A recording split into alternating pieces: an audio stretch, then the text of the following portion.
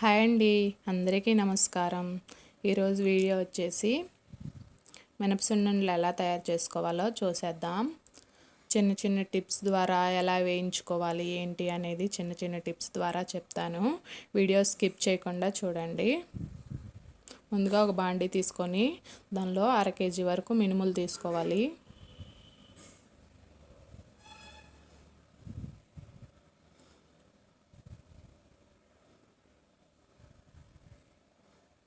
వీటిని కప్ కొలతల్లోనైతే ఒక cup తీసుకొనేసి glass కానీ కప్ కానీ తీసేసుకొనేసి దాంతో కొలుచుకోండి.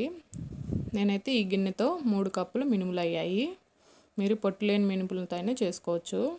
వీటిని లో ఫ్లేమ్లో మాత్రమే పెట్టేసుకొనేసి బాగా వేయించుకోవాలి. వీటిని కొన్ని ఏరియాస్లో ఉద్దిపప్పు అని కూడా అంటారు. ఇవి వేగాయని ఎలా తెలుస్తుందంటే కమ్మటి వాసన వస్తాయండి. లేదంటే నోట్లో 2 పలుకులు వేసుకొని చూసామంటే కమ్మగా ఉంటాయి, లోపల ఎర్రగా అవి కూడా ఉంటాయి. తర్వాత వాటిని తీసి పక్కన పెట్టి చల్లారబెట్టేసుకోవాలి. ఆ తర్వాత దాంట్లోకి 1/2 kgకి 1/2 kg బెల్లం తీసుకోవాలి. అదైతే కరెక్ట్ కొలత.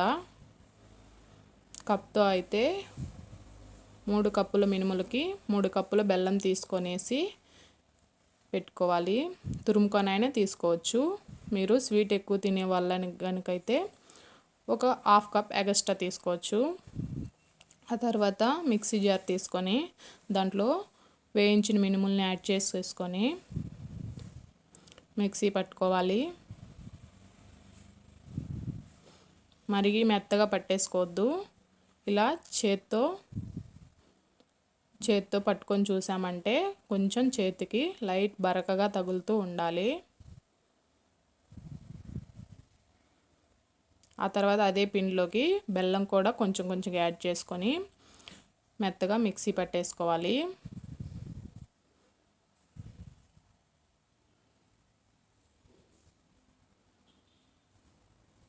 పట్టేసుకున్నాక చేత్తో మొత్తం పొడి పొడిగా చేసేసుకోవాలి, ఉండలేమీ లేకుండా. బెల్లం వేసి మిక్సీ పట్టుకున్నాక పిండి అనేది ఇలా ఉంటుంది.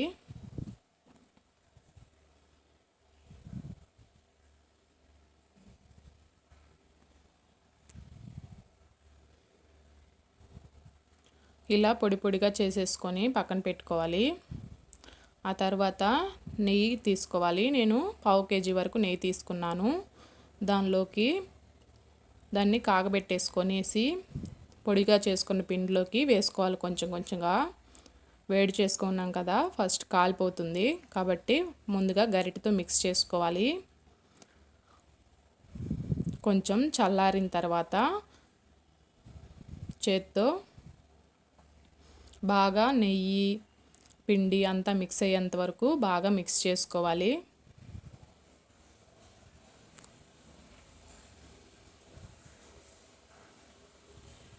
బాగా మిక్స్ అయిపోయిన తర్వాత కొంచెం కొంచెంగా పిండి తీసుకొని దాన్ని చిన్న చిన్న రౌండ్ బాల్స్లా చుట్టేసుకోవాలి.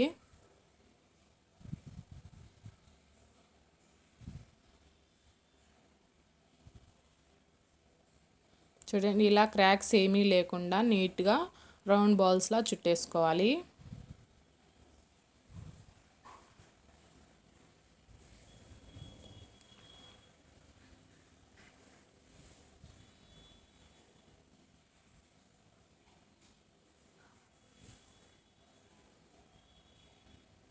చూడండి, ఇలా చుట్టేసుకోవాలి.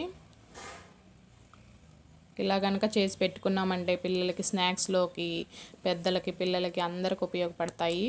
చాలా టేస్టీగా ఉంటాయి, ఆరోగ్యం కూడా.